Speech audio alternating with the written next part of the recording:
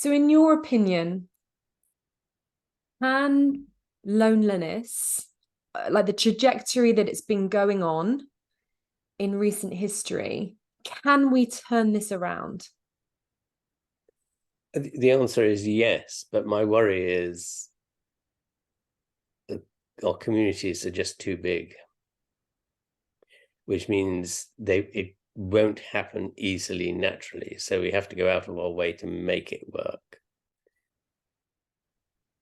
Hello, I am Shelley Caradwen, and this is Rediscovering Connection.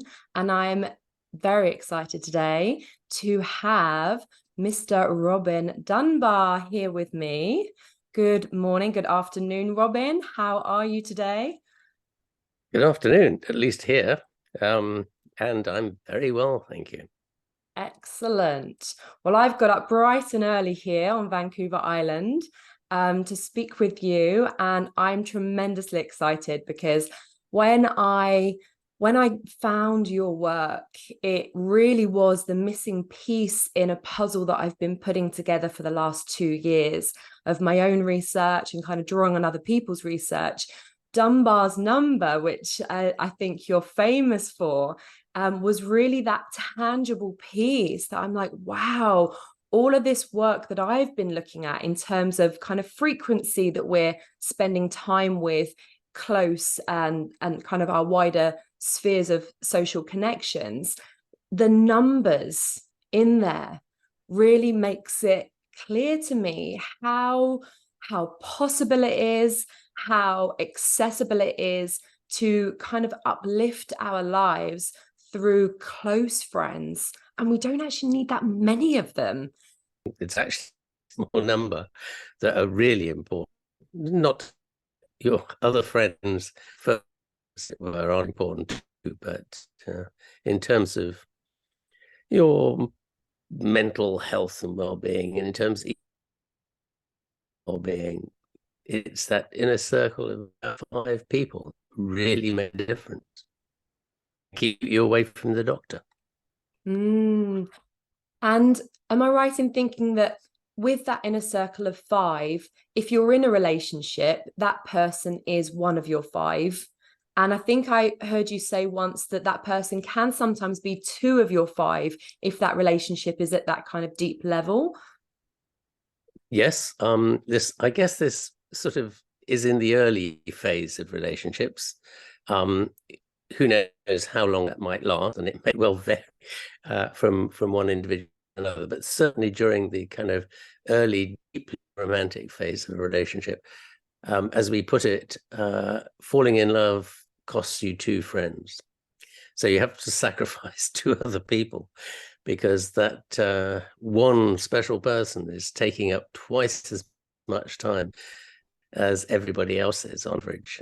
And you can't really have more than about 5 people in that circle. Otherwise, you're just not giving each of them the time that is really needed to keep that relationship going.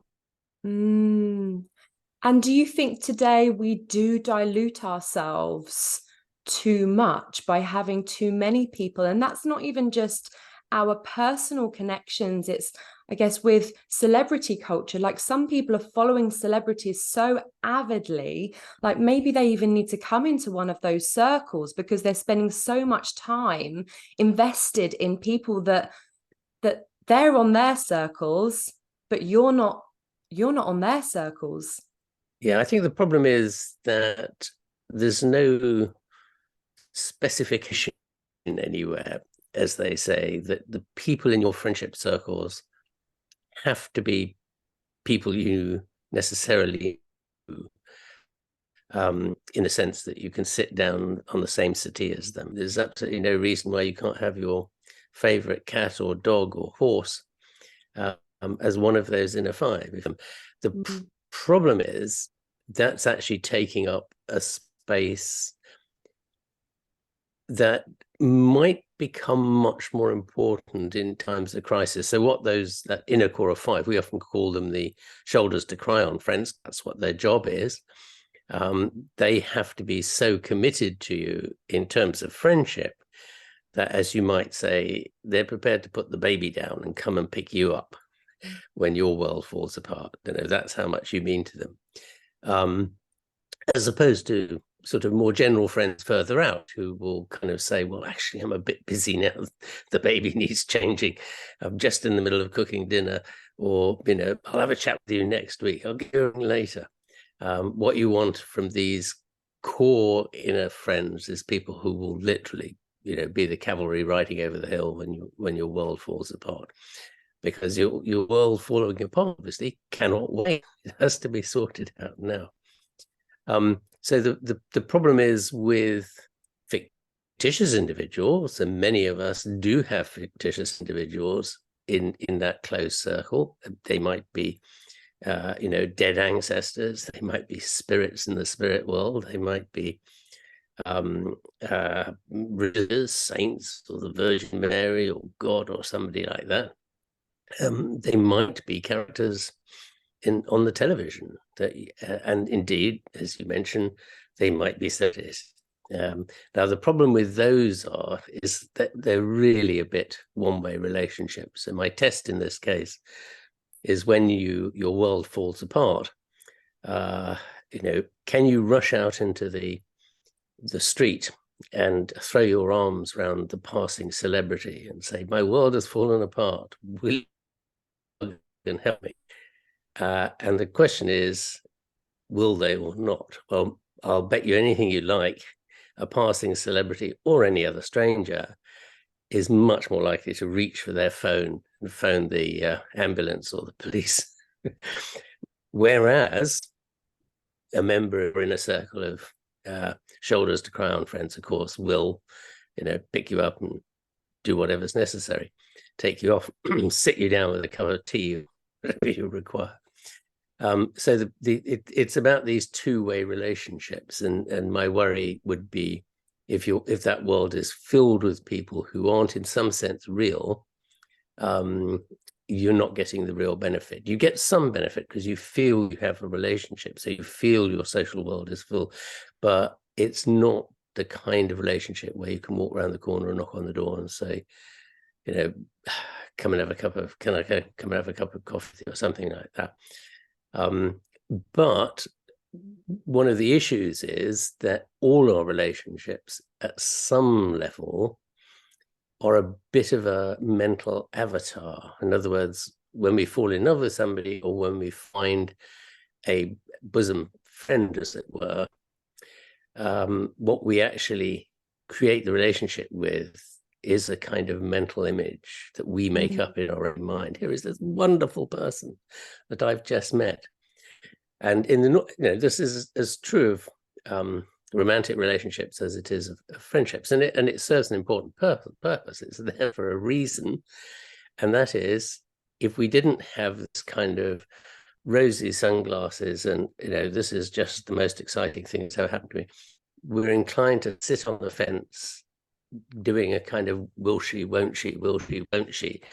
So I never quite get round to popping the question or broaching the conversation, as it were. So I have something to get you off the fence to rush in and take a risk, even if you get rejected. Then in the norm, and at the same level, it turns out, and there's a lot of research to back this up now, the rosier the sunglasses, at least in the terms of romantic relationships, the longer the relationship will last. And this specifically applies to marriages. So you've got to have this kind of rosy sunglasses is quietly going to disappear over time. The edges are knocked off the avatar in your mind, and you've got to start at least at a high where you'll still have some element of rosiness many years down the line. So you really do want that honeymoon period. Yes, and interestingly enough, that honeymoon phase is really the cause of us falling prey to romantic scams on the internet. You don't get so many friendship scams on the internet because somehow friendship doesn't sell as well as romance, apparently. I can't imagine why. and as a result, what the scammers trade on is exactly this rosy sunglasses effect, because they know once, if you don't have the edges rubbed off it by some regular ground truthing, actually sitting down in front of the person and seeing they actually have got bumps all over their head and just funny things like that we all have, they aren't the perfect person. We somehow start to exaggerate these angelic features of this person, and it becomes increasingly difficult to pull yourself out. So they pull you on, never let you meet them, never let you have a photograph of them. They will send you a cutout from a model agency of this Greek god or Greek goddess, as it were, and lead you on in that way until you're so deeply immersed that you can't see reality for what it is. That, to some extent, that also happens in friendships. We do, to be fair, do get exploited by friends, although it's not usually quite as damaging as a romantic scam. But it's the same psychological processes are underpinning all these kinds of relationships that we have. And I understand that a few years back, the UK appointed its first minister for loneliness. That's true. Yes, which, encouraging that it's being seen as such an important issue, that such a role needs to exist. Have you seen any changes since that person has come into post that you think actually that's having the impact that we all need? The short answer, I think, is going to have to be no, and I don't even know who it is, or even if they still have one. They jolly well ought to. But on the other hand, what is happening is increasing recognition in the medical profession, the primary care medical profession, let's say your GPs, your family doctors, that what's now become known as social prescribing may be just as important as stuffing pills down your throat. So yes. They're actually doing that. And it's a slow and agonizing climb up a hill in some sense, but there is growing recognition that this is a problem, and that people are trying different ways of solving it, as in social prescribing, but also trying to create more of a sense of community in say the workplace, which is another problem, because one of the big problems that everybody has, I mean, it's as bad in the US, for example, as it is here, and I'm sure in Canada and everywhere else, particularly in the context of large anonymous cities. It's okay if you're in a small rural town where everybody knows everybody else. But if you're in a big city, it's a bit of a social desert, really, and it's very hard when you first get there to find out where your congenial community actually is there, because our relationships are underpinned by this effect of homophily. We much prefer people who are similar to us in a general cultural sense, but also in kind of respect to things like personality and so on. You can see why very easily with personality, if you think of it in terms of even just romantic relationships, never mind friends, if you've got two extroverts, well, the decision to go clubbing on Saturday night, it's a no-brainer, right? It's a form of nirvana. And if you're both introverts, the decision to get in a pizza and watch a film on the television is an equal no-brainer, and it's another kind of nirvana. But if you've got one extrovert and one introvert, so either somebody has to be willing to sacrifice themselves on the altar of the friendship, or you end up with arguments. At the end of the day, the risk, whenever you get arguments in relationships, it's an increasing risk of relationship termination in the long run. You're putting strain on the relationship. So it is, this process of finding people who are very similar to ourselves is kind of very, very natural. So we have to go with it. we also have to be aware of it because it leads to echo chambers very easily. Yes. Especially so in big cities, I think. But also touching on that, I think during the pandemic, particularly, we were leaning on our significant others way more than we usually would, or is healthy. Whereas if my significant other is an introvert, but I have 2 or 3 friends in my inner hub who are extroverts and can go out with me clubbing, if indeed that's what I want to do, then does that balance itself out? That can work, and that very specifically works in the context of women, it seems.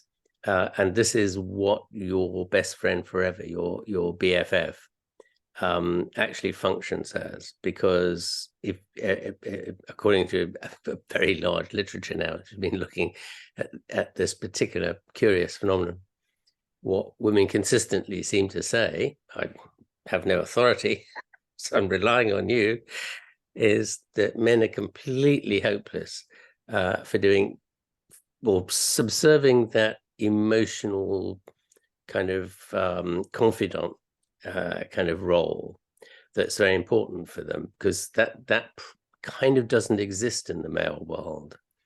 The male world is much more, in some ways, anonymous. Actually, it's more club-like. We always describe it as being more club-like. That in the male social world, what you are, which club you belong to, is much more important than who you are as an individual. So as long as you sign up to the rules of my club, you're a member, and that's all I need to know, right? And the club can be very, very casually defined. So it might just be, can you get a glass of beer from the table to your lips without spilling it?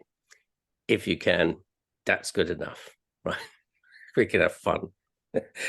Whereas for the girls, who you are is much, much more important than what you are, right? So their relationships are much more dyadic, one-on-one, whereas the boys' relationships tend to be kind of diffuse, activity-based, don't involve a lot of conversation, usually involve a lot of laughter, which is the only point having conversation is to trigger laughter. Whereas the point of having conversation for the girls is to discuss some, enormously complex emotional or relational issue or whatever. So the fact that boys don't do that, fulfill that role very satisfying, seems to have led to this process whereby women run 2 relations at the same time. A romantic relationship and then a platonic or social relationship, which provides that emotional support. And boys only do one or the other, but not both. And with that kind of the female in particular, the piece about processing, and of course we can process on our own. I've been speaking to a therapist friend recently, and they said they use an empty chair scenario. So you're encouraged to, if you need to process something before you go and have a difficult conversation, you can have that conversation with an empty chair. And I did a podcast recently on AI. And then off the back of that, I'm like, I don't think AI is the answer. And I'm wary of it. I'm like, but could we use it to process?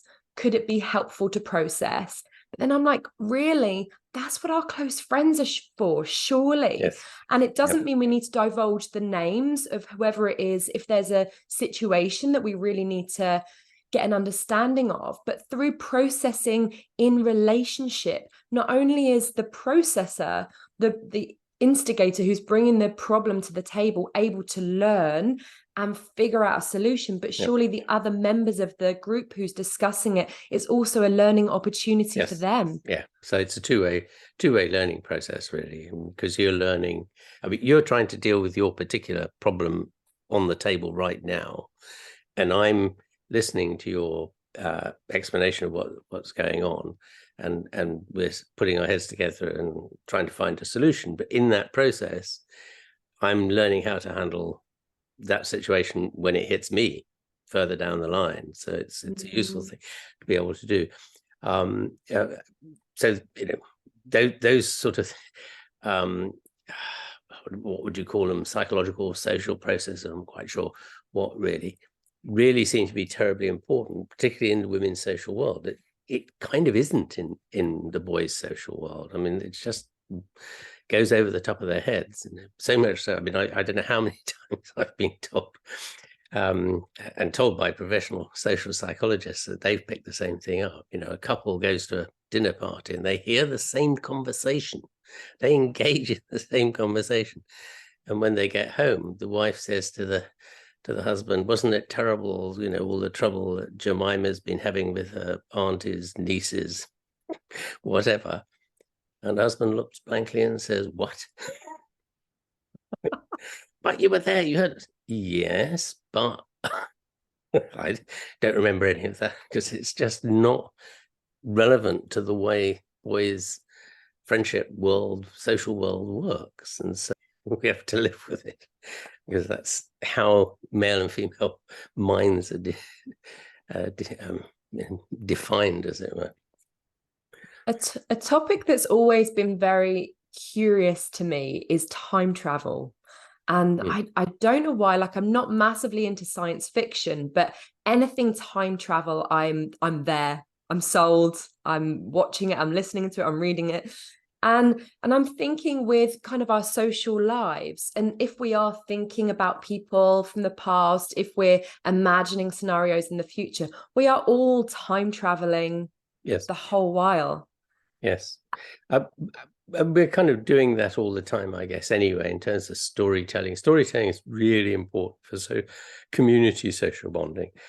It's one of the mechanisms we use for bonding dyadic friendships, which scales up extremely well to bond communities. So it's one of the pillars on which community bonding is built in terms of who we are as a community and where we came from and why we're here, and sometimes why we're better than that lot over the hill in the next valley.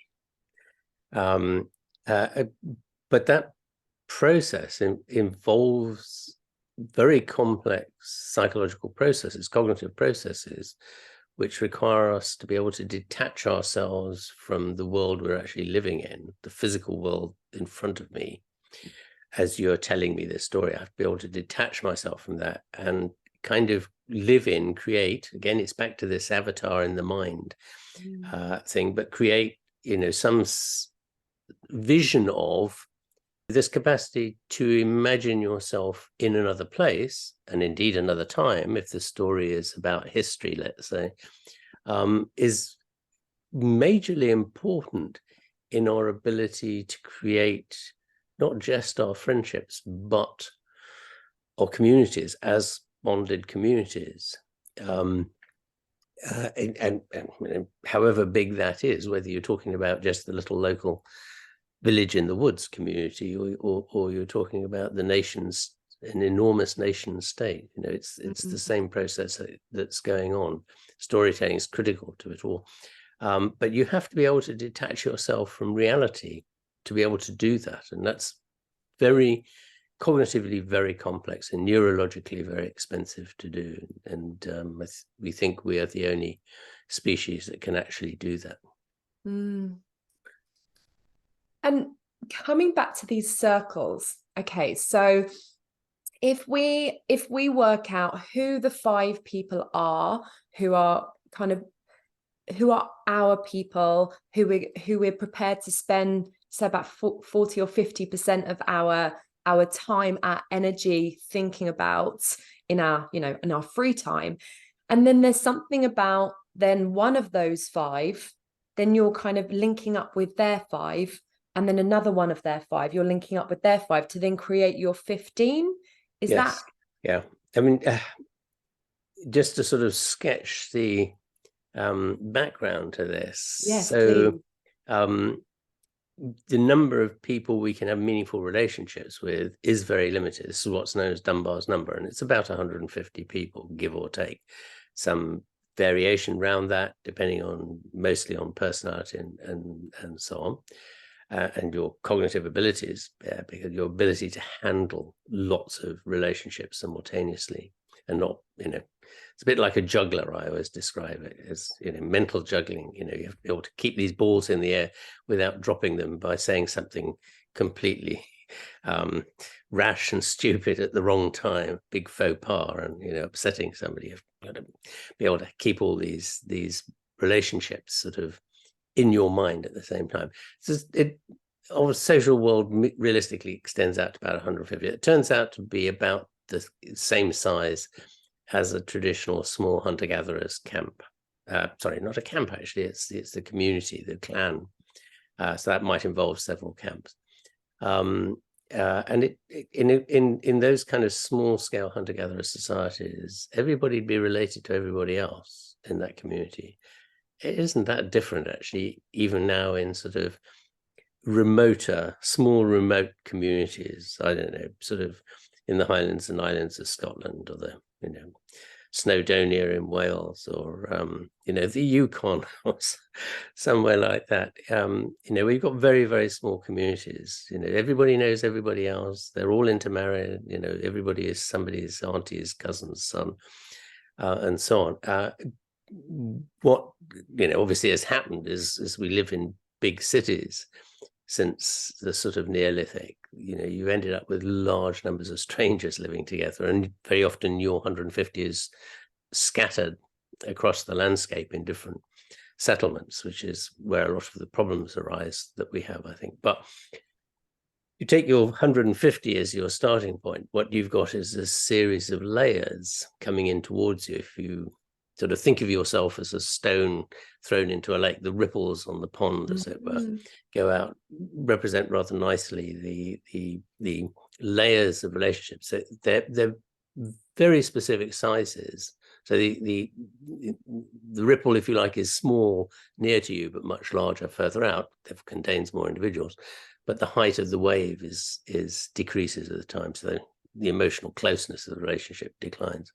And these layers are at about 5, 15, 50, and then 150, and then they carry on after that for a few more layers. But those numbers are very specific, very consistent. You see them all the time. And the inner layers really don't vary all that much. The outer layers vary a little bit because extroverts tend to have somewhat larger social networks than introverts. So introverts probably have somewhere between 100 and 150 people in their total social network, whereas an extrovert will have maybe 150 to 250 people. And that's because the extroverts prefer to maximize the number of people they have relationships with in order to get the benefits of both information flow and a wider network of people they can call on. But they do it at the expense of weaker relationships, because we all have the same. Yes, it's quantity over quality. And you might see introverts as being risk averse. They want to make sure that the relationships they have actually will work when they need them to. So they have fewer so that they can invest more heavily in each one and make sure they work. And that reflected in the emphasis we give to the different layers. So as you mentioned, 40% of our total social effort, however you measure it, whether it's emotional closeness or frequency of contact or whatever, 40% of our social capital is devoted to just the 5 people in that innermost circle, the shoulders to crown circle. And then the 10 people that make up the next layer to give us the 15 circle get another 20%. So 15 people get 60% of our total social effort, because they're the ones that are really going to count. So the different layers are doing different things. The innermost layers are, as I've said, the kind of shoulders to crown type friends and family, because remember, this includes extended family as well as friends as we would think of them. The outermost layers are much more valuable for just transmission of information about, what within an extended community, where the best supermarket deals are this week, or, who the new up and coming comedian is to go and see, or Right. have you seen this film yet? You know, it's really wonderful. How important do you think, Robin, it is for us to be conscious of this and to reflect on this and to actually intentionally know who these people are in our lives? I've always had a kind of rubric, if you like, about the psychology of relationships in general, which has don't think hard about them. Because if you spend time thinking too much about them, you will almost certainly screw up. Right? Because a lot of these things are highly automated. Yes, we devote a lot of time to thinking about it, relationships. You know, why did Jimmy do whatever he did? You know, how should I go about, you know, trying to get this Jemima to agree to do this? And we practice in front of our chair, empty chair. We do that a lot, but I think if you overdo it, in the end, you try and interact as though you've got a script, and then everything starts to fall apart. So I used to do a demonstration of this many years ago in lectures when I was lecturing on these kind of topics. There's some very nice, very old work on greeting patterns, what people do as they approach each other, not strangers, but two people who know each other meeting in a street, for example. And there's a very set sequence of things you do with your face and eyes that everybody goes through. And I hesitate to tell you what they are because I'm sure to get them wrong, which is it merely illustrates the point. But they involve an eyebrow flash, meeting the eyes. I think the order is meeting the eyes of the other person, an eyebrow flash of recognition, a look away, and a look back and eye contact again. Now, I guarantee you do that automatically, right? Every time you meet somebody, you know, just do it automatically. It's perfectly timed. You're doing it in synchrony to the two of you. If you know what you're supposed to be doing and try and think your way through the sequence, you get it wrong every time. So you're much better off just relaxing and going with the flow. Now, this doesn't mean to say that sometimes we don't have to think about relationships and try and work out that's why they're not working. But if the relationship is working tolerably well, it's better just to let it flow naturally. But I would argue that they're not, because otherwise we wouldn't have this loneliness epidemic. So I want to find a way that we can get to the other side of it. So initially, for my initial research, I'm particularly working with spiritual seekers, with expats, and with entrepreneurs. And they've all of these audiences are going through big changes. And it's like the people in their inner circles are maybe not on the journey that they're on right now. And that's not to say that those people won't come back into their life in a big way down the line, but I'm aware of how this evolves and how the people in those inner circles can really assist the specific life journey that you're on right now. So in that respect, should we have more intention about who is in those circles? Well, there are two separate things, probably, I would say here. One is, do you have enough people in your circle? Right now I always very hesitate in saying, you know, the average is 5 for everybody. Right, that's true, but of course there's some variation in there. Right, girls tend to have one or two people extra, boys 1 or 2 people less. The big difference is not enormous. So boys will perhaps have 4 to 5 people in that circle. The girls will have 5 to 6. It's a very consistent difference. Very consistent. It's always girls have more. And we put that down to the fact that they're much better at managing social relationships. Their social skills are much better than the boys. And again, you know, introverts will tend to have fewer, and extroverts will tend to have a few more, again, for the same kind of reason. But, you know, so you have to be a little bit careful about saying, oh, you've only got 4.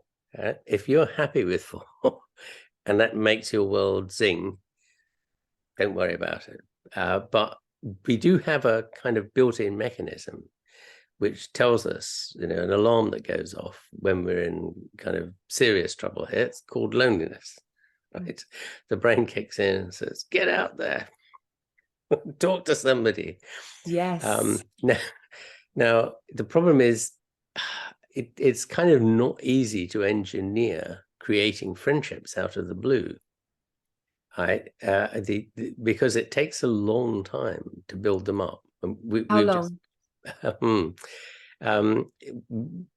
Depends what you're trying to achieve, but there's one study showed that it takes about 250 hours of face-to-face contact to turn a complete stranger into a member of your 15 layer, probably. So a good friend, someone you'd see regularly. And would that be impacted if you're inheriting friends through a close friend, through their circles? I wonder if that would change it, because you've already got they've been sense checked through being a good friend of someone that you already trust. Yes, let's say somebody who would be a regular social a friend of yours, that you go out regularly with. If Susan can't make it, well, Jemima can, and they're your sort of core social friends. And a person that I've become good friends with recently, they're already part of my wider social circles. So they're a friend of a friend who I've known for a year, but haven't been good friends with until recently. So I've kind of already got that social proof. Yeah. How important is that? That will be much quicker. You have to invest less because you've already got a starting point, as it were.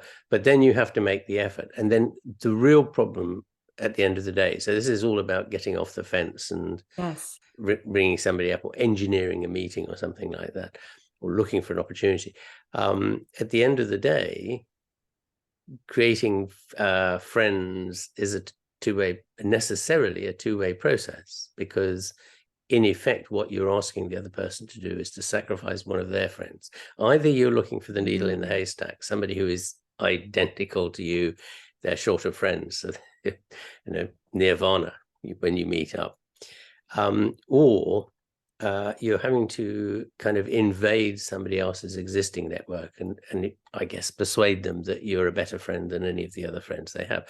Now, that happens all the time. We do that all the time, but it does require some effort, and it doesn't necessarily always work, and it requires effort.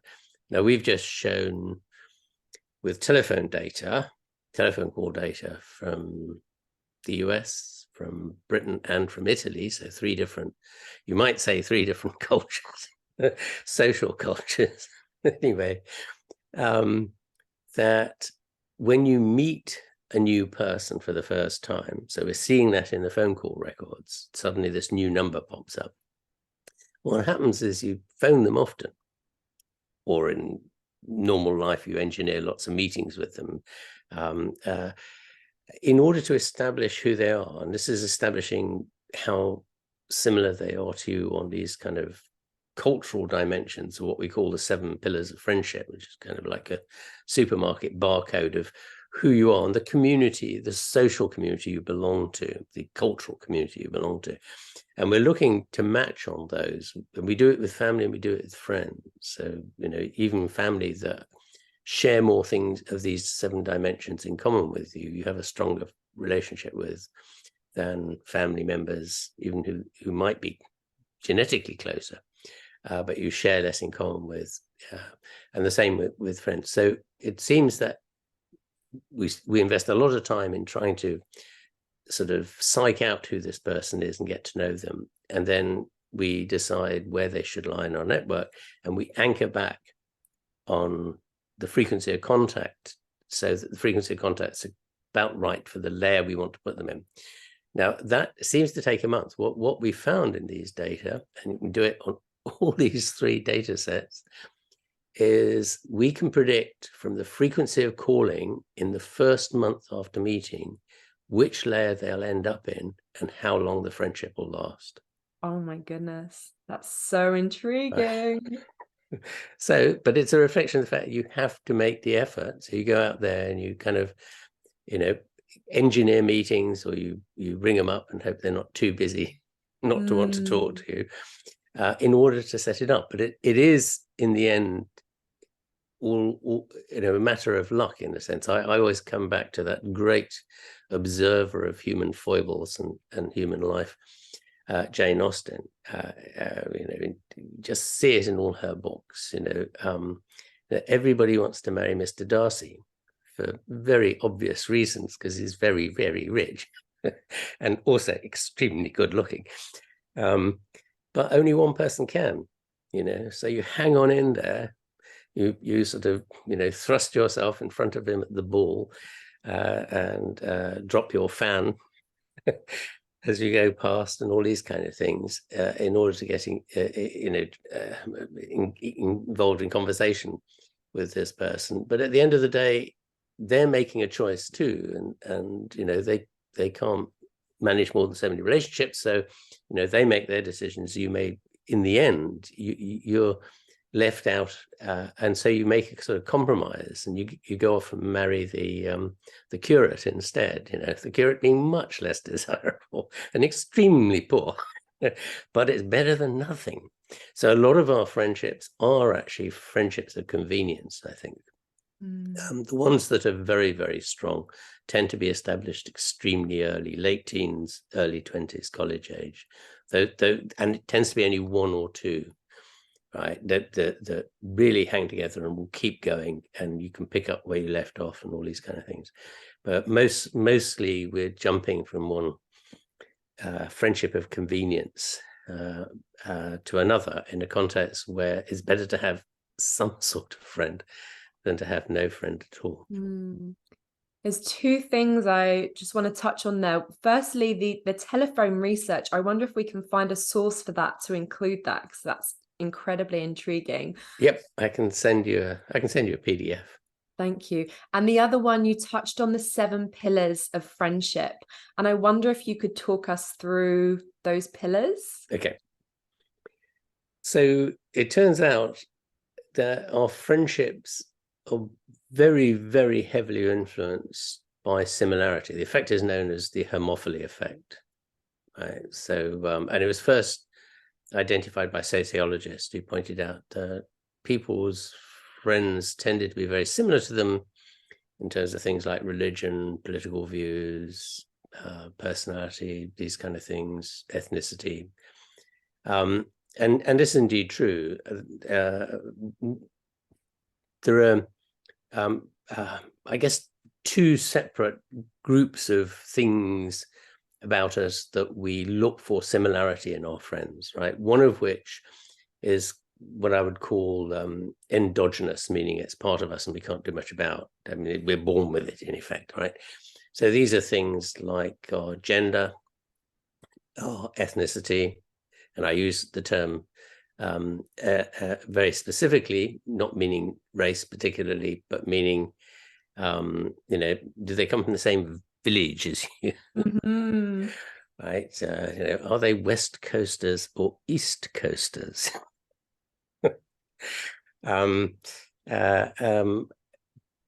Age has a very strong effect. Our friends tend to be the same age as us, and personality, as I mentioned before, we tend to prefer people who have sort of similar personality to us on the whole.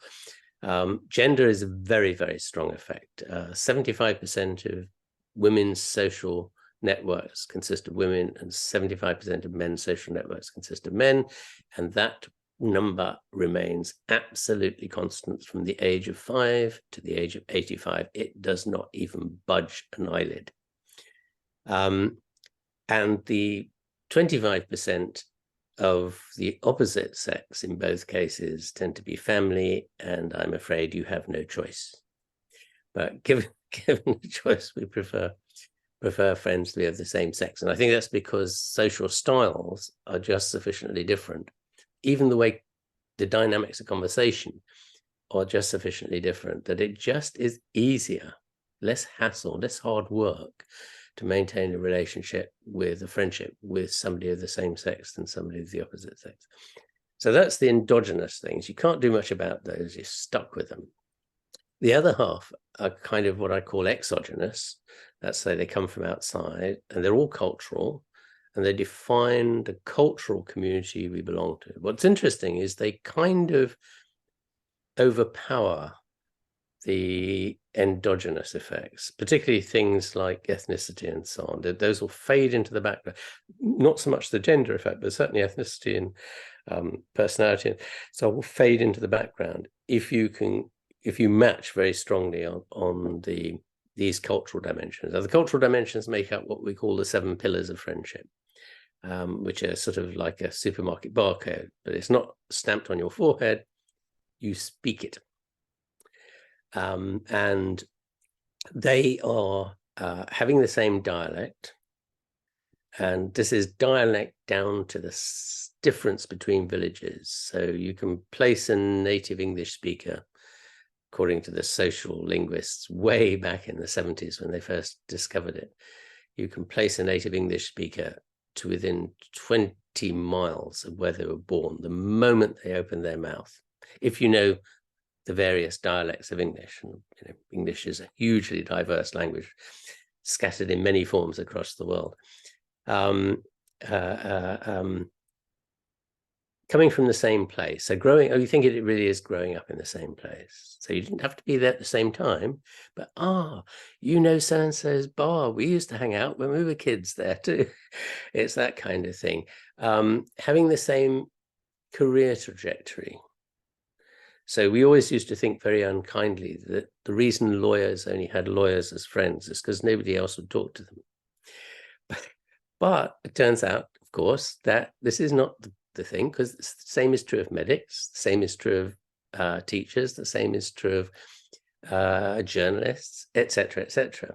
In other words, you're choosing to be friends with people with whom you have some common interests. You can discuss particularly interesting legal cases, or you can discuss particularly complex medical cases.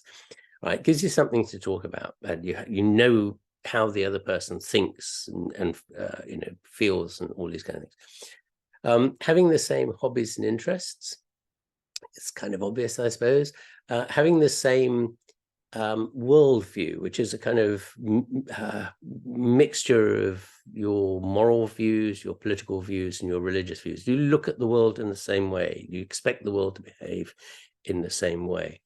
And then the last two are the kind of really interesting ones. They are having the same sense of humor and having the same musical taste.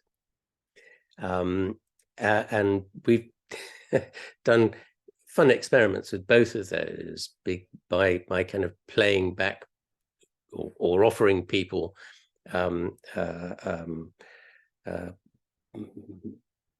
possible fictional people that they might want to be friends with, for example, is actually based on their own humor profile, but sort of tweaked and altered so that it's either very similar or slightly similar or not similar at all. And people are very attracted to people who have the same humor profile as they are. Music is a really important one. It overwhelms things like ethnicity. If you have the same musical taste, it wipes ethnicity out completely. So if it, I always say, there you are, at the end, the bar of the last bar still open in BC, 4 o'clock in the morning, and it turns out that you both are fans of Joni Mitchell. This is nirvana. You're fixed for the rest of the day. It might not be enough to keep the friendship going, because it's only one of the 7 pillars, so the friendship won't last forever, but it'll tide you over. You can have fun. It's a really interesting idea about the sense of humor, because I've seen it. I've lived kind of in a lot of different places around the world, And there does seem to be particular nations that have quite a British sense of humor. In particular, I've got a friend whose family is Iranian, and the father and his brothers, like they're a hoot, and it just seems like they've got a really British sense of humor. And I've met over here a big group of Iranians, and they're very similar. They've got kind of this real just this real fun about them that just you can play very quickly with them. Yes. Yeah. No, it's true that different cultures have very different senses of humor, and within, I mean, your sense of humor is very much colored by whom you've been associating with it, who you grew up with initially, and then as you go through life and meet different people, it's colored by the coming together of your interests and their interests. But there are clear differences in national sense of humor around the world. British humor is very complex, is part of the problem, because that goes back to the fact that I think that English always has at least half a dozen words for the same thing, which means you can get very subtle nuances. Now, this ought to apply to all English speakers, but apparently it doesn't in America. It does in Canada, of course, but it doesn't in America. And I'm not sure why that is, but it's true. But I think there is a sense in which a number of other cultures, and the Iranians may well be one, have that same sense of wordplay and kind of subtlety of humor is what it really is in many ways. It is not true everywhere. I would love to delve back into the circles. Okay, so I know that they do go beyond 150, but I want to just think about decluttering. So for a lot of people, we have way more than 150 people if you look at kind of the different social networks that we're on and the different communities that we're part of.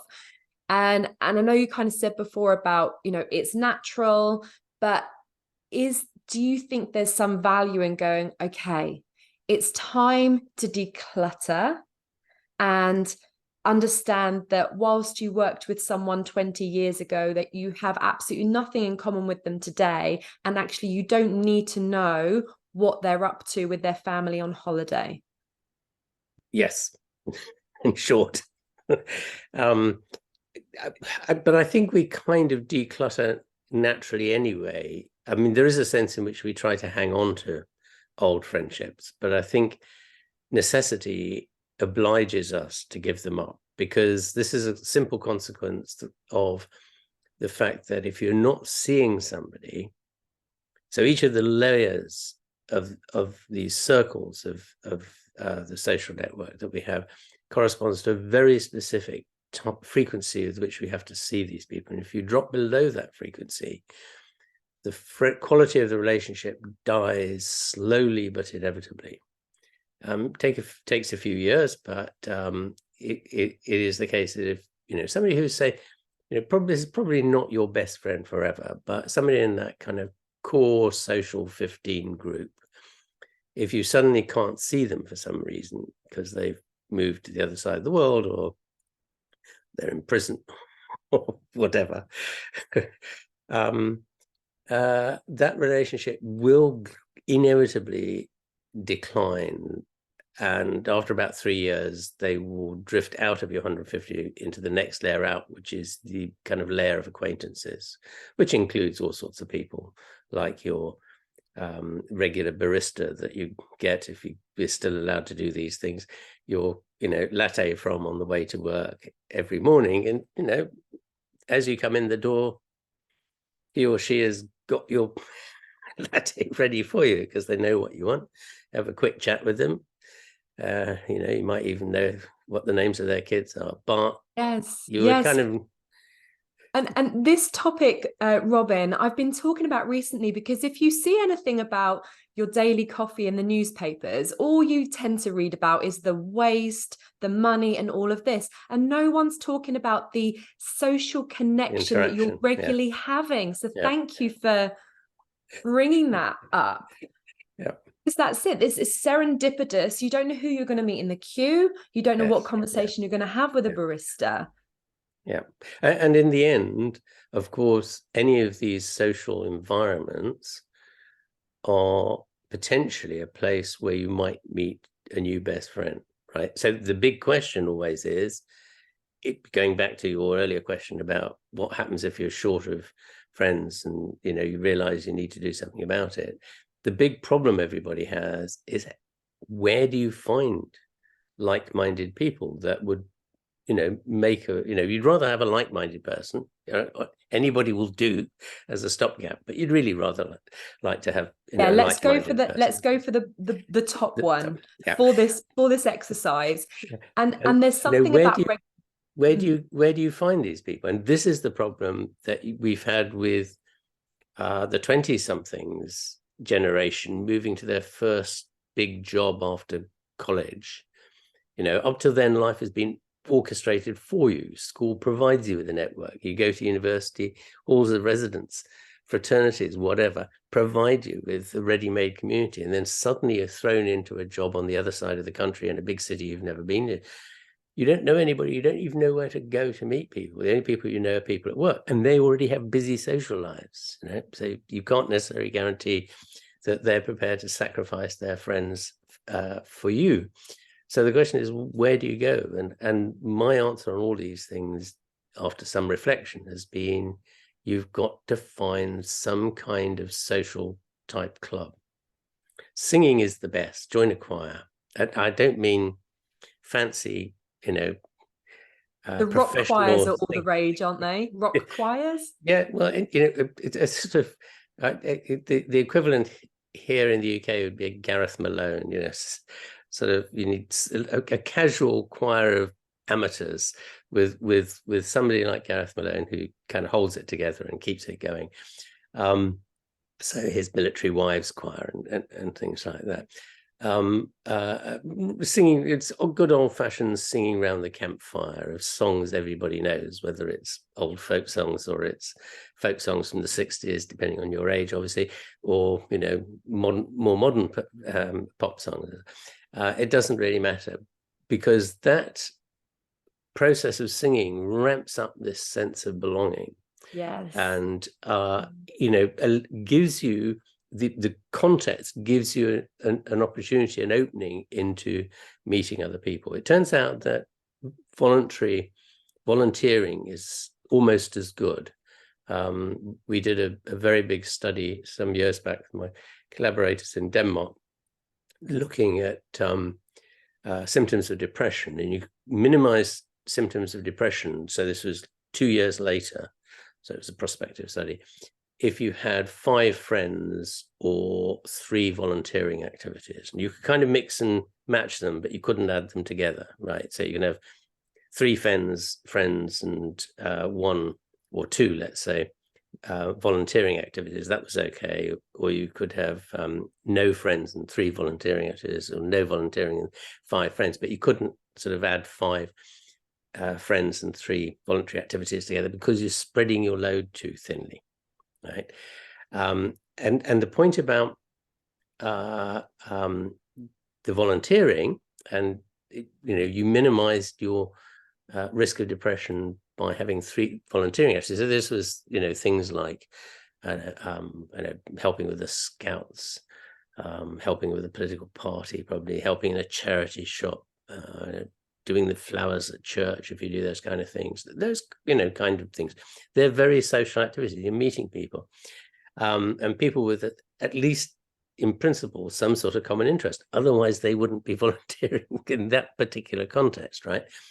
So the point is, that's giving you a place in which you can meet like-minded people as a sort of platform to build from, because, you know, they know other people.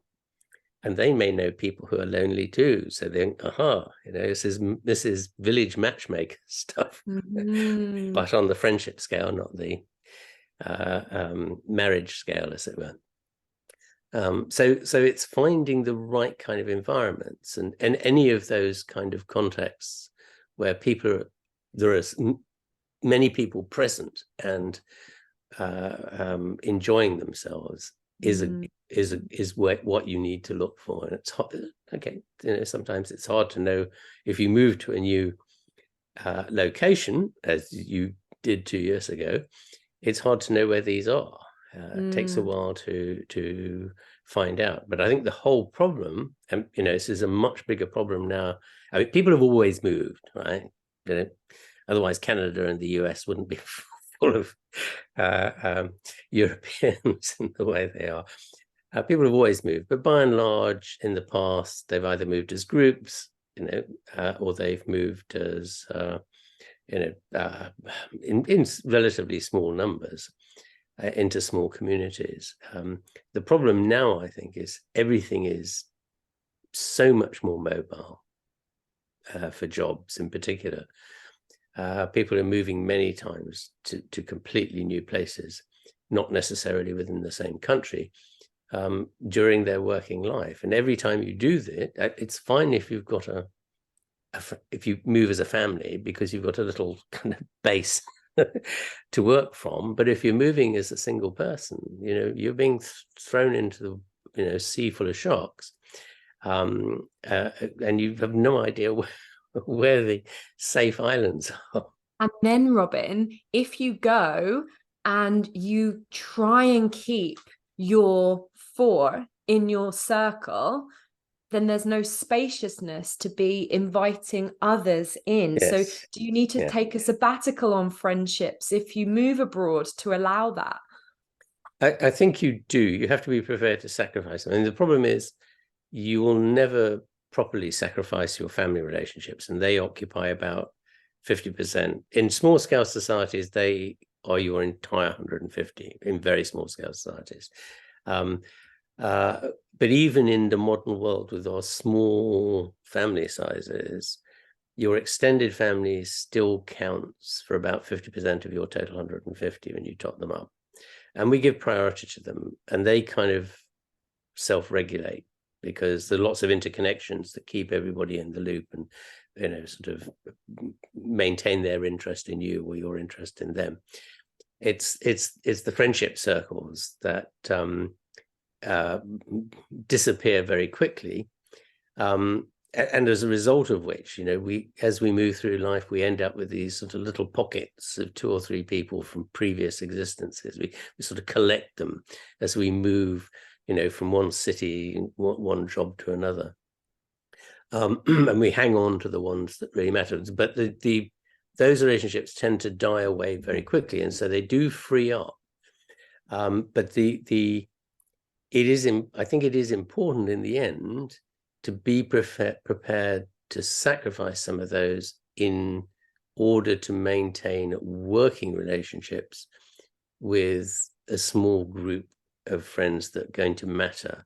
And the issue here is that if your life falls apart, what you need is somebody who's going to, as I said before, drop the baby and come and give you a hug and pick you up, right? Put you back on your feet. The only way they can do that is if they live around the corner, right? It doesn't work on the telephone. It doesn't work on Zoom. It's a physical thing. And I think one of the problems people have had, and I've had a number of people commenting on this as a phenomenon, is that people, it's especially true of the girls, this is kind of not how boys sort of work, because boys' world is so casual, it's out of sight, out of mind, right? It was very nice knowing Jimmy, but now Jimmy's gone to Thailand. Pete just gets stuffed in his slot, right? Because he's, got the right credentials, and that's all that matters. Whereas girls, because their relationships are more intimate and more dyadic with their friends, in a sense, will spend a lot of time on texting and emailing and posting, Facebook and all the social media and so on, phoning, to try and keep those friendships going? And the answer is yes, that's not unimportant. It's a value judgment. Are they really so important that it's actually better to keep them, even though they're not down, living in the next block and on the street? Or would you be better off with finding somebody new to replace them who is a bit more accessible? There's no perfect solution to that. That's a judgment you have to make. But the one I do worry about, people who get trapped into, sort of trying to keep those distance relationships going, when actually it just might not be in their best interest to do so. Right. And I do hear this from expats around the world, that they actually don't have space for people where they are, because they're so consumed with keeping in touch with people back home. So it's finding that balance. And social media has created that problem, because 20 years ago, probably, certainly, if you go back 50 years or so, if you moved in that kind of expaty way, the best you could do was writing letters, and okay, that kind of kept relationship. I mean, all immigrants, the history of immigration into North America, reflects that very nicely. They kept contact with their siblings, or maybe their cousins or their aunties or something, or parents back home in Europe. But the next generation had no sense of who these people were. They're strangers, because they'd never met them, right? So it's kind of, there is this natural want to maintain those kind of relationships, but they would have died naturally with time, just because of the distance. Well, of course, social media has allowed you to create this fiction. It's all about avatars in the head again.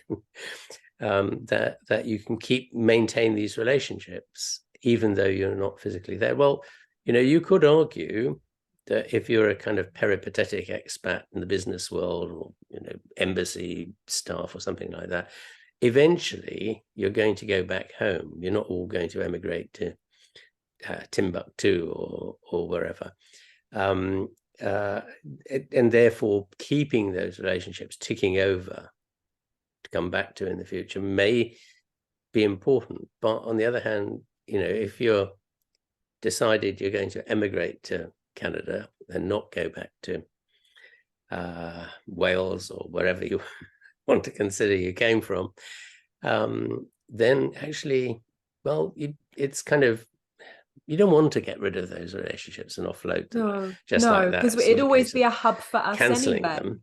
them.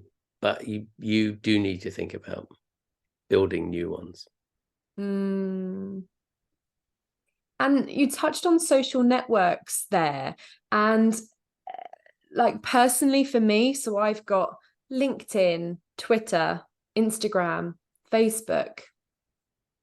Is that too many?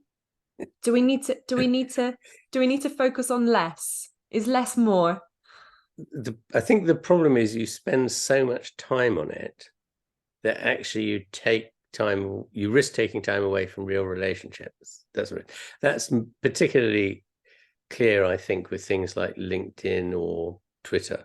Twitter is the archetype example of it, because Twitter operates, most social media, thinking of Facebook kind of thing, or a WhatsApp group, you're exchanging backwards and forwards. It's a bit clunky and slow is the problem, and so it never comes across quite as electric as a face-to-face interaction. The jokes fall flat because the delay is too long. But things like Twitter and I don't know, maybe Instagram, where you're just posting stuff, are a bit like lighthouses flashing away into the dark. And if a ship goes past, or if a ship doesn't go past, really is irrelevant. Nothing happens, doesn't matter. So it's not building a meaningful two-way relationship. It is a kind of one-way relationship. Where we can peer in and go, oh, look where Shelley's been this week. What a mess she made of that one. But we're not engaging with you directly in those contexts, and therefore we're not building a relationship so readily with you. So, and therefore that's time taken up. All this thinking time about which photograph shall I put on Instagram, or what shall I say on LinkedIn or Twitter, is time that's being taken away from real relationships. Yeah. My yoga teacher, Kristen Rose, she calls it tiger time. So before she goes online, she plans exactly what she needs to do. She gets in like a tiger, gets it done, and shuts it down. Yeah, because this is the problem, is that it's so beguiling. There's a temptation to start scrolling. And it's anything on the internet's a bit like that. I avoid all social media. I am on LinkedIn because my sons told me I should be, but occasionally my publishers tell me I need to put things up there. Yes. But I sort of tend to avoid these things completely because I just don't have the patience or the time, really, as much as anything, to engage in it. But I'm very conscious that I can get on the internet, and these little things that come up on the sidebar, which is, oh, you might be interested in that, and you go, oh, yeah, that looks interesting, and you're chasing one page to another page to another page. Time disappears. Evaporates. Yes. And what have you achieved at the end? And I'd love to touch on, you spoke about letters before and going back in time. This was the default. So when I was 11, my father emigrated to New Zealand. So back then, letters were our default. Yep. It wasn't too long before emails were accessible to us, only a few years. So for me, in my journey through life, communications has always been incredibly important. It's probably no surprise that I went into PR and communications because I've been doing it from a very early age. Right. And I've still got all my emails from those times. And going from letter writing to email writing, the emails we would write would be pages because you're used to writing that long form. Yeah. I don't write those long emails anymore, which is a shame. And actually, if I really thought about the people in my inner circles, particularly those ones that aren't here in Canada, that are in the UK or in other places in the world, rather than spending an hour on LinkedIn and Instagram and Twitter, like sitting down and writing a couple of either letters or emails, how would that enrich my life and enrich the life of the recipient, in contrast to the kind of throwing out to the ether message that the majority of us do? Yeah, I think the answer is the less often, the better. So I'm very conscious of the fact that emails generate a trail of emails, which become less and less important and more casual. So you've got this temptation to reply immediately. And I think there's a tendency for people not to read the whole of a long email anymore. They'll read the first 2 lines and then their eyes will glaze over, or they'll just move on because there's a shed load of other emails to get through. Whereas I'm very conscious, having also, I grew up in East Africa in the 50s, 60s. My father grew up in India in the 20s, early 30s. Long before you had any of these things, and you didn't phone. We didn't have international phone calls until well into the 60s, I'd say, mid 60s in East Africa. That you could, people do from their houses, and businesses did, but it was not a common thing to do. You have like one on the street to share. Yes, exactly. And so it was all about letter writing, and I think you don't do letter writing very often. So we're back to Victorian letter writing. It takes 6 months for the letter to get there, the other side of the world. So you've got plenty of time to compose your long letter. And then, of course, you've got a long delay before you get a reply. So when you do get a reply, you want to read everything in it. You're really excited about it. Yes. Yes, exactly. So I think kind of digital media have been their own worst enemies, really. They've destroyed the process of communication by making it too easy. Yes. And too easy because even in the face-to-face world, you have to make an effort, right? So you decide, well, we're going to go out all evening, right? I'm going to meet you at 6:30 and we're not going home till 10:30. So, but we don't do that every day, right? It's kind of like once a week or once a month or something like that. And we make that conscious decision that no, we're going to sit down, have a good chin wag here, but it's because it would pale into utter boredom if you tried to do that every week. It's a bit like living with somebody, dare I say this, living with somebody day in, day out, And then you go on holiday with the same person. Yeah, exactly. So we've just mixed things up this summer. My partner and I decided we've got very young children. So I took them to the UK. My mum got married. So I got to spend 3 weeks with my friends and family in the UK. And then my partner and I switched, and he got to spend a couple of weeks with his friends and family. So we had 5 weeks away from each other this summer, which we've never done, and quite a few weeks without our children, which was a game changer, really. And this really allowed me, like I've been doing this research for a couple of years, but it allowed me to start putting myself out there solo again, and remembering who that version of me is when it's just me. Yes, it's not you as an addendum to a 12-year-old. Right. How important do you think that is to put ourselves out there on our own every so often? It's a good question. It's not actually something we've ever looked at, and I'm not sure that anything we've done kind of tells us anything particularly about that. So anything I say is, just based on instinct as much as anything. I'm sure it's good for recharging the batteries. And there is a sense, humans are interesting because we are intensely social at one level, but on another level, we're not. We do like a bit of quiet time. Yes, and particularly men.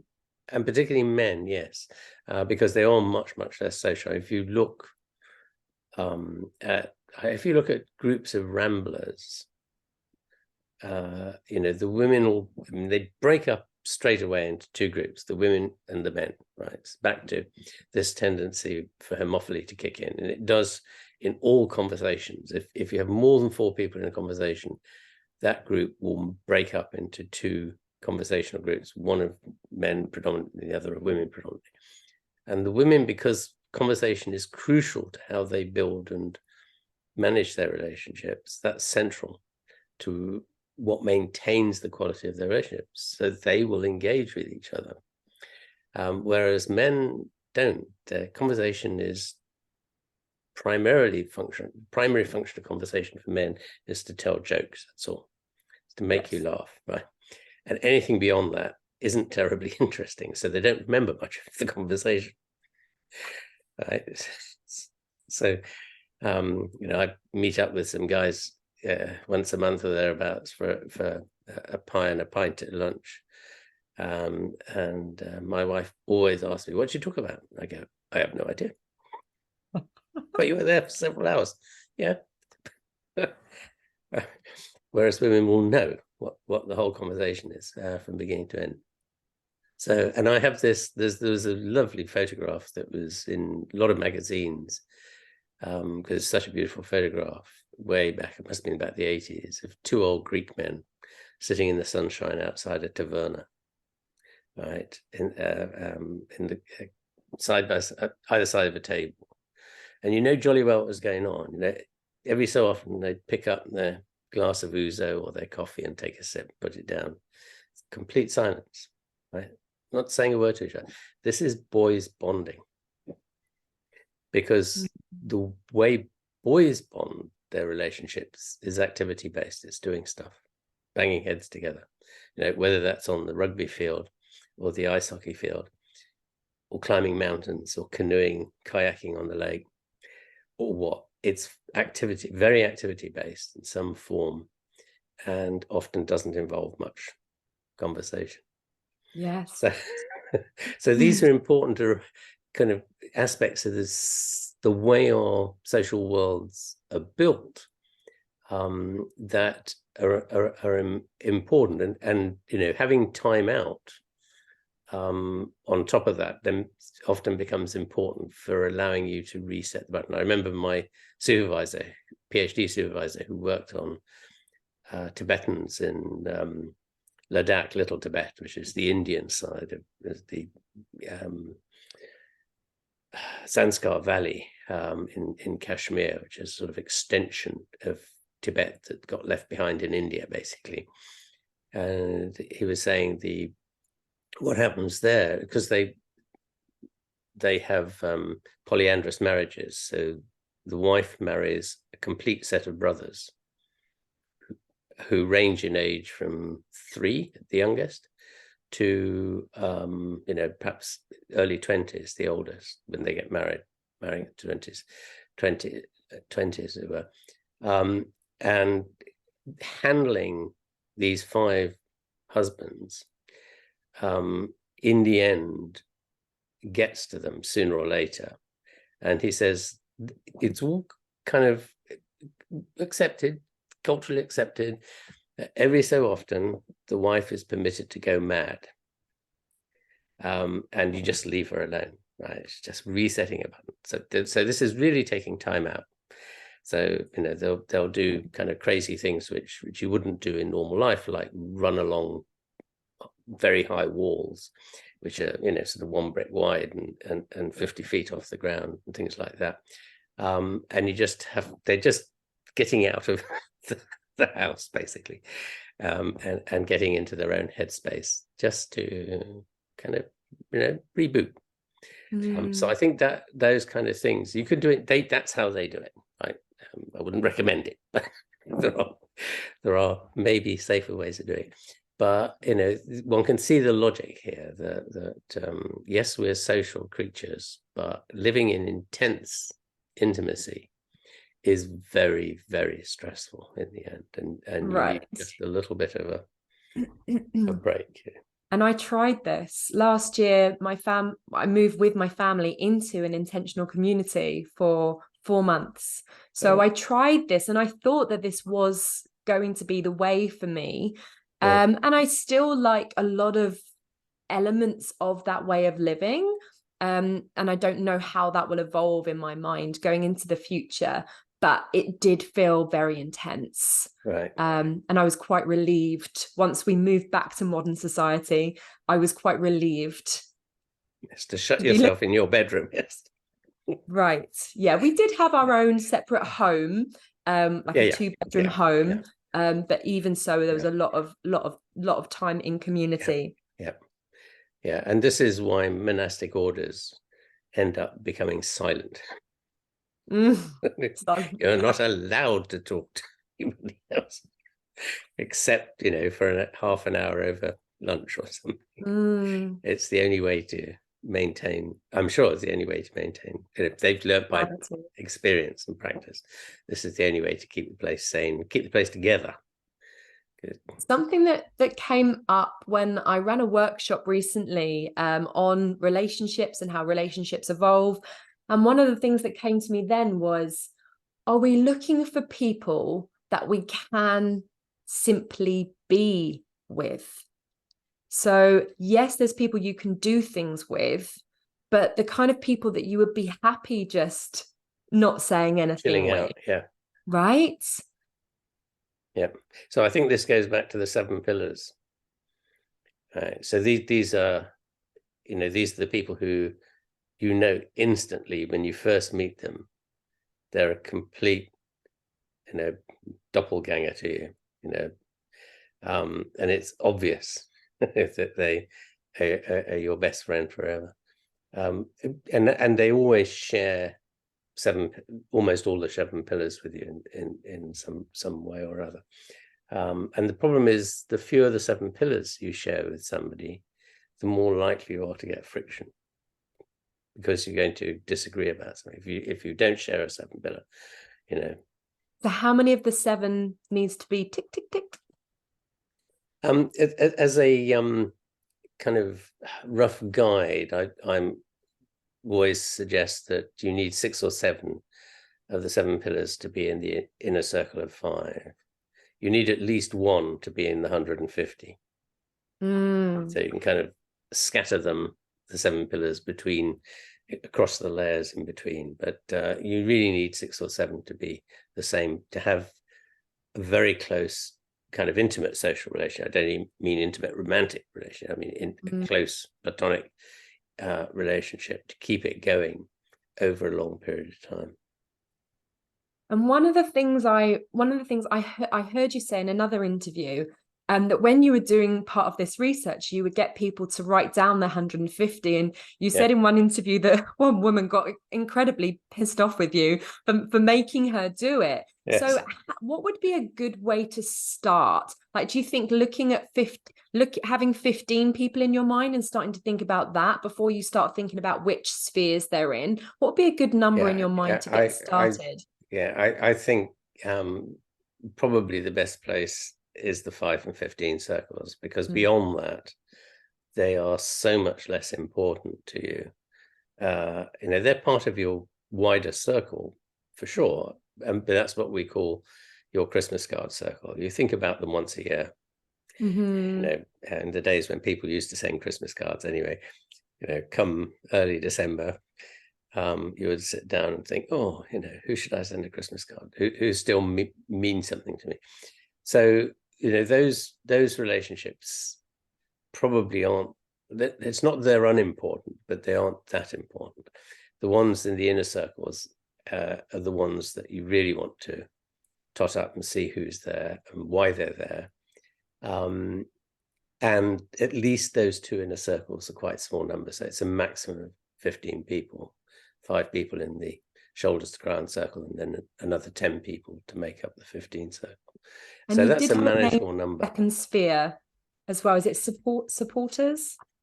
Sorry? Sympathy group. That's the sympathy group, the 15. Yeah, it's the sympathy group. It was originally defined by some social psychologists back in the 80s, I think, 1980s, long time ago anyway. It was the first circle anybody knew anything about. And they just remarked on how often the number 12 seemed to come up in all sorts of contexts. So juries of 12, inner cabinets tend to be 12. Most team games are sort of around about 11 or 12 in size, sometimes smaller, sometimes a bit bigger, but not a lot smaller, maybe 8, not a lot bigger, rarely more than 15. Yes. And endless examples in everyday life. And then they asked a bunch of people to list people who, if they died tomorrow, you'd be genuinely upset about. I mean, seriously upset about, rather than just, such a shame kind of upset. And I'll go along to the funeral. This is, you would be in tears about. And it came out again at about 12. And so they called it the sympathy group. All our data suggests that it's really about 15, probably. Yes. Rather than 12. But, it's the same principle. I'm 12, 15, who cares? Yeah, and I've been following a guy named Frederick Laloux for a couple of years. He wrote a book called Reinventing Organizations, and one of the pillars of his work is about self-managing teams. And he had come to, but it's between 12 and 15. That's the maximum you can have for a self-managing team. Yep. No, absolutely right. There is a real crisis point somewhere around about 40, where organizations or groups, work groups, let's say, have to shift from being democratic to having a managing committee. At 14? Did you say 40? 40, okay, it's yes. Between the 15 layer and the 50 layer that this happens, and it seems to be you need more structure. You need more structure to it. You need a management structure, basically, if it's smaller than that. So, sort of in terms of these layers, the 5 and 15 circles police themselves. They Yes. deal with it internally. And then I heard you say a little bit earlier in our conversation something about 3 years. Like if you Yes. haven't been in contact for 3 years, then those people are probably going to come off the page altogether. Yes. Yeah. Would it serve us well to bring some regularity in? So say you are living abroad for 3 years, maybe putting in an annual call with a group of people that you still want to remain in contact with. Yes. To kind of have that. I'm sure that's true, because that's probably people, particularly people who are abroad, as I said earlier, who are abroad transiently because of their job, embassies, businesses, moving from one continent to another constantly, that sooner or later you're going to return, quote unquote, home, right? And therefore you don't want to end up going back home late in life, when you're going to find it harder to make friends anyway, the end of your career. You don't want to get back to somewhere you don't know anybody anymore. And this was the perennial problem for people working in the empire. They'd go out and they'd administer these places, and when they all came back here, Britain was a different place, and they didn't fit in. They didn't know anybody anymore except family. So this is a serious problem. You don't want to be left in that situation. It is important to keep some of those relationships going, I'm sure. And that's a question of kind of sitting down and totting up the pros and cons for different individuals. Because the problem is your 7 pillars change with time. This is the big problem.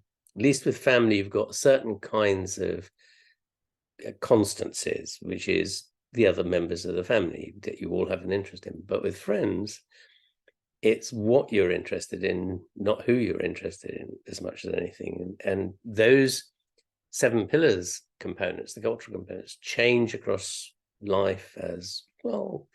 The big world changes, new styles of humor come in, new films come along, all these kind of things that change our cultural life over the course of decades. And so if you haven't seen somebody for 40 years, by the time you meet up, and this is a very common experience of people meeting up with school reunions, right? 40 years later, they have to have a very, very deep relationship back in the day in order for that relationship to spark again. But most of the people you meet on these days, you kind of think, oh, for goodness sakes, was I actually friends with them? They're awful. They got no taste in music. I've still got quite a solid group of friends from school. We don't catch up all that often, but yeah, when we do still have, we're still friends. You can feel that we're still friends. And I did do some digital catch-ups with them. I have done some digital catch-ups with them, and I think quarterly to 6 monthly seems to be a really nice way. So you're still, and then after we would do those digital catch-ups, then we catch up in person just once a year whilst I'm away. And then you don't need to spend that time kind of going into everything that you've been doing, because you've kind of already had that. So then you can just enjoy being in presence with them. Yeah, absolutely so. But I think you hit the nail on the head there, is that you're maintaining those friendships through time, or you're making the effort to maintain and converge. So if you've kept that relationship up intermittently over a long period of time, then it still has enough in common to spark it off again, right? Yes. If you want to do so. It's if you haven't seen them for 40 years at all. And, all of us have this little cohort of maybe only a couple of people from each stage of life, which you've made, those friendships were so close and intense, if you like, they kind of ground in stone, so they don't kind of obliterate quite so quickly, and they're easier to pick up. But it's the other ones out beyond that who you had a lot to do with, because they were there. They were sort of filling the slots, and you didn't choose them. They just came with the territory, school, university, whatever. They're the ones who are much more likely to have drifted so far apart that you actually no longer have anything in common with them, and they're the ones where you kind of look askance and think, what was I up to? Well, at the time, it worked because you actually had lots of things in common. It's just that you've kind of drifted apart or drifted your own ways as a result of different life experiences, and that's very often the problem. And that's why you should never go back to the town you were born in, because you have a memory of it, of what it was like as a child or a teenager, and you go back now and you find it's been wrecked, because it's full of McDonald's burger bars, where there are lovely fish and chip bars, or Jimmy's pub that everybody went to on Friday night has disappeared. And although I know my granddad really encouraged me to go back to my hometown and just speak to the students in the school, to then inspire them, what's possible if you do stretch beyond your hometown. So I will do that one day. That's a slightly different thing to going back for a purely social visit, to go back to somewhere where you have these very rosy memories of what life was like, because everywhere changes. If it hasn't changed, there's something seriously wrong, probably. The place is dying. Imagine the Cotswolds, though. The Cotswolds would never change. Yes, that's true. That probably is true, but that's because of lots of rich people buying cottages that keep that culture going, in a sense. But still, you go back and it's not the same people. Yes. The accents change, because accents change over time. Liverpudlians don't speak like the Beatles anymore. 50 years on. Not that the Beatles were really hardline Liverpudlians, of course, because they were sort of middle-class Liverpudlians. They weren't Scousers. But the accent has noticeably changed in 50 years in that generation, right? The older people who were 20 teenagers in the 60s, they sort of still speak the same, but not. It's noticeably different, I think. But certainly the younger generation, the accent has moved on. Each generation changes, brings in a new dialect, because they don't want to sound like these old folk. So is the dialects getting softer, do you think? Actually harder, I think. Oh, really? Wow, that's so interesting. Something I would really love to touch on while I have you today, and I'm conscious that I've got so much that I could say or ask you. So maybe we can jump on again once I'm even further along with this process. But one of the really big topics is trust. Yes. And I know through my research with expats, like, trust doesn't come too easy. And when there is trust, I think I did in my Science of Happiness training, researcher Paul J. Zak was talking about oxytocin, which even when we're trusted by strangers, oxytocin is released in our brains. And that then makes us much more likely to want to see that person again. Yes, up to a point. Trust is certainly the beginning and the end of relationships, because that's what allows us to maintain these avatar relationships. We expect this other person to behave in the way we've constructed our avatar of them. And so when they then behave differently, don't turn up when they said they would, or fail to return the cup of coffee jar of coffee that we lent them, or whatever. These eat away at the trust level in the relationship, and we're very forgiving for close relationships and family relationships. But it sort of depends really on the quality of the relationship. So if it's somebody further out in the friendship circles, there will be a tendency to just see them less. If you know the bar is much lower, if they do it twice, just don't make the effort again, right? And so the relationship just fades naturally.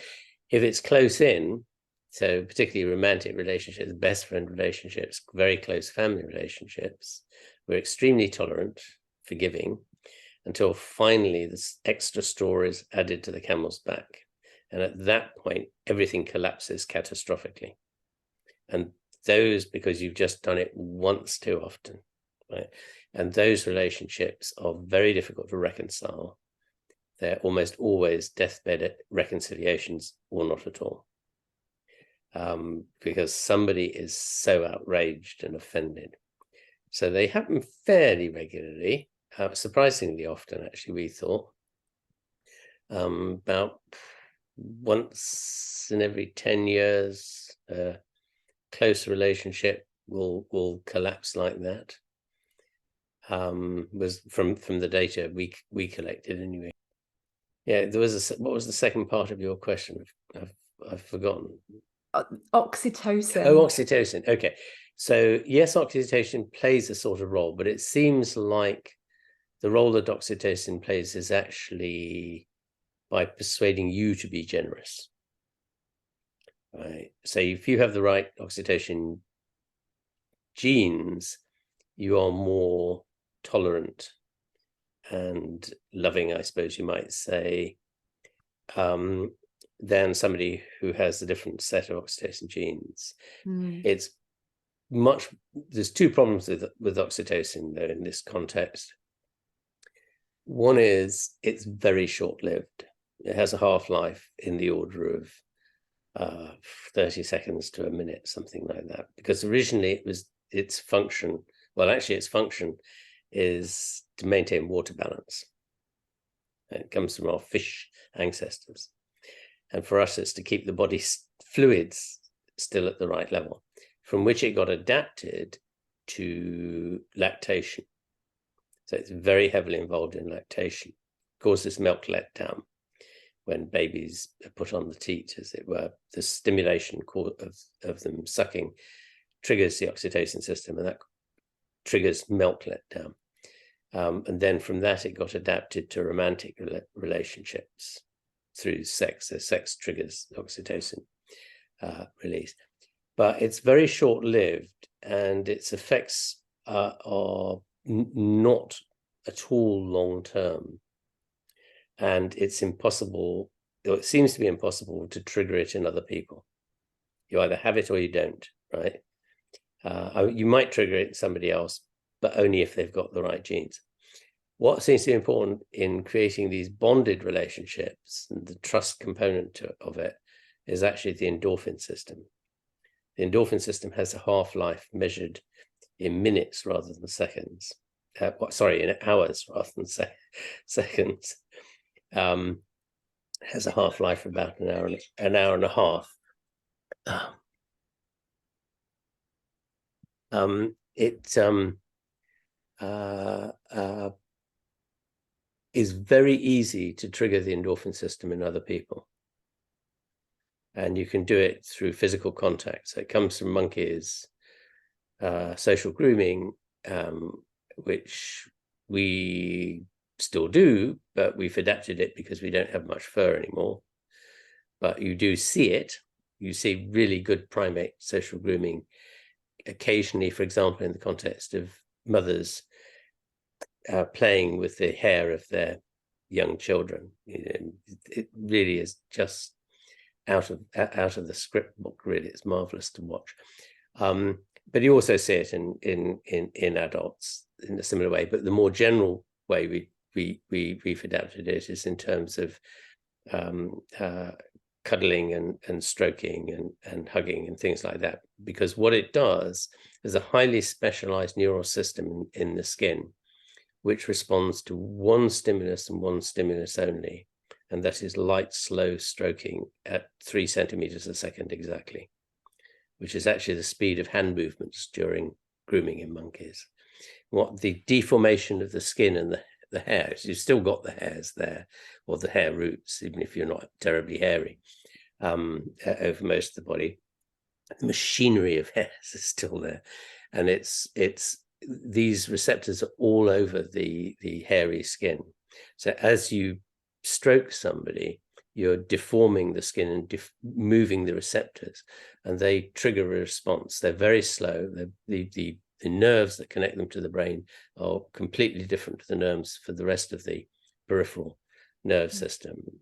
So they're very slow, and they go to a different part of the brain, the part of the brain that triggers the endorphin system.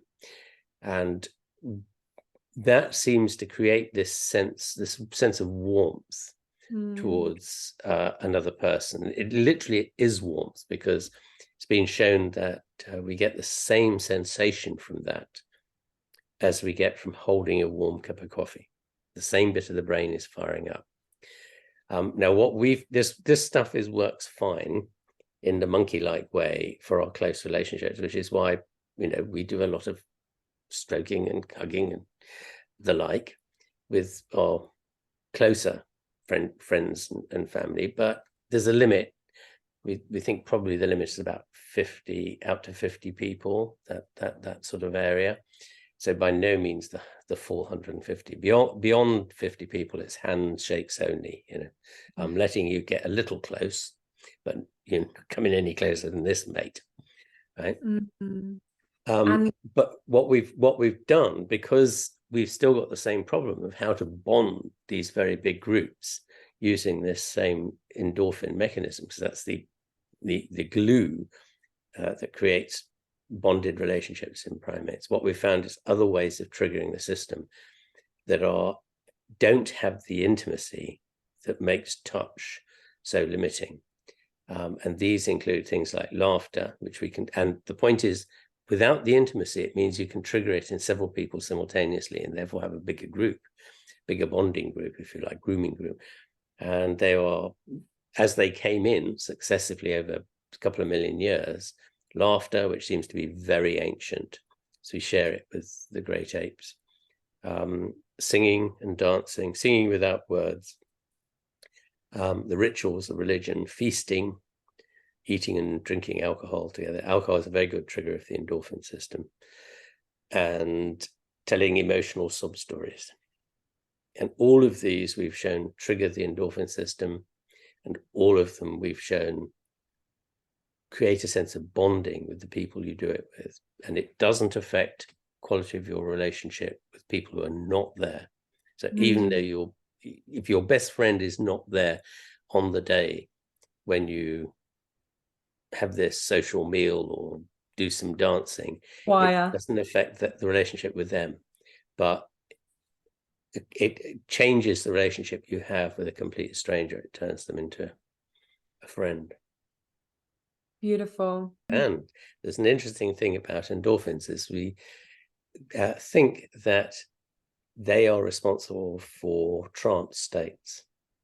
Because trance states are always associated with stressful impositions on the body. So they're either breathing exercises, which are extremely good at triggering endorphin.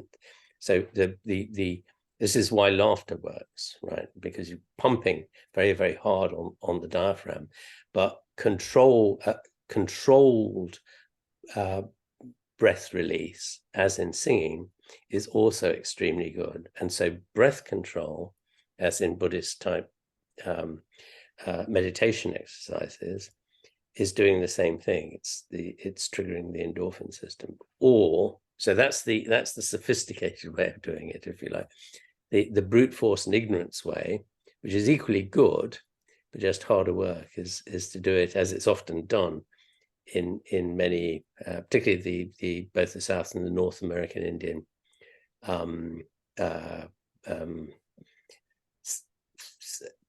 seances, sort of sessions, as it were, if that's the right word, involves a lot of physical stress. So if you look at the Plains Indians and the way they induce trance states, they would go through for a long run through the forest and jump into icy cold rivers, and then go and sit in the smokehouse in the teepee, get heated up and smoke a peace pipe, because that, interrupts your breathing and stuff, inhaling all these fumes and stuff. And it's that combination of things, or in the kind of a lot of heavy dancing. Yes. So dancing in circles, very rhythmic. So the Kung San do it with their trance dances, and the American Plains Indians did it with in many cases with theirs, dancing around the fire as they've got the hearth, to the beat of the drum. These things trigger the endorphin system like crazy, and if you get the endorphin system up high enough, pop, you go over into trance. Beautiful. I just have I've started cold dipping just a couple of weeks ago, and I first went It's in with a dangerous stuff friend. in Canada, Yes, I know it's very, very cold in the ocean here. But my friend has been doing it for years. So she took me in, and she took me in the different levels. So you walk in to below the belly button and let yourself get a little bit acclimatized. Right. Then you go into just above the belly button. And then you kind of splash yourself before you go fully in, and then you're standing upright up to here. And if you haven't got gloves on, which I didn't, you kind of keep your hands and head out. But I was so surprised that after 3.5 minutes, she was timing it. I was like, Claire, my legs feel like they're burning. Yes. And she's like, yeah, that's your inner furnace starting up. I had no idea. I had no idea. It was amazing. What a sensation. So the people that do this cold water dipping all the time, they go out for longer and longer because they're waiting for that sensation to take over their bodies. Yeah. So this is Are the you a cold dipper? endorphin. Look, absolutely not. Not yet. Not yet. Yes. Yes, I'm just reminded of there was a very famous American anthropologist, Birdsall. I can't remember his first name. Anyway, in the 60s, he was quite an old man. But in the 70s, he was quite an old man. In his 70s, I think, when I met him. And I remember him saying, because he was from California, Stanford or somewhere like that, in the West Coast, and he's saying, and it's a sort of the tail end of the hippie period. He's saying, we're an East Coast family, and the rest of my family is still over there. And my brothers thank God every day for the Rockies. It's to keep these wackies away from the East Coast.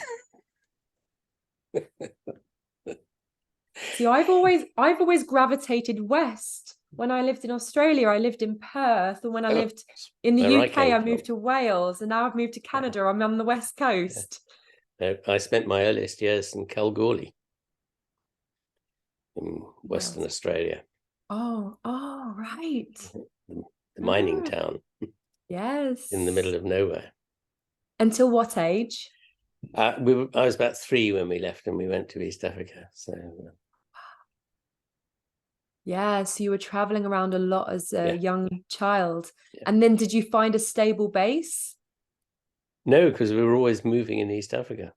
I never had a stable base, really. And do you think that's contributed to the direction of the research that you've gone into? No. Yes, indirectly, but not in the sense you might be thinking. It has, in the sense that I've been immersed in many different cultures. I mean, literally immersed. So this is not peering in from the outside. This is, sitting around the smoking fire. Lived experience, grounded right. Theory. So I mean, I'm bilingual in Swahili because I grew up from, we moved there when I was just really learning to speak. So I learned English and Swahili at the same time. And because my father had grown up in India, he was born in India, grew up there, didn't leave till he was in his 20s. He spoke Hindi. He spoke Hindi before he spoke English, much to his parents' frustration, especially as his mother was American. so we had a lot to do with the Indian communities in East Africa. So I was kind of immersed in both these African communities, tribal communities, Arab communities, because it was on the coast. Swahili is a half Arab, half Bantu language, but also exposed to all these different Indian communities. So I knew the difference between Sikhs and Parsis and Gujaratis and Ismailis and Bahora, all the different sects of Islam and stuff, and the different ethnic groups in India, from knee-high to a grasshopper. So, it's very easy for me to sink into a social environment in that sense. And, yes. Yes.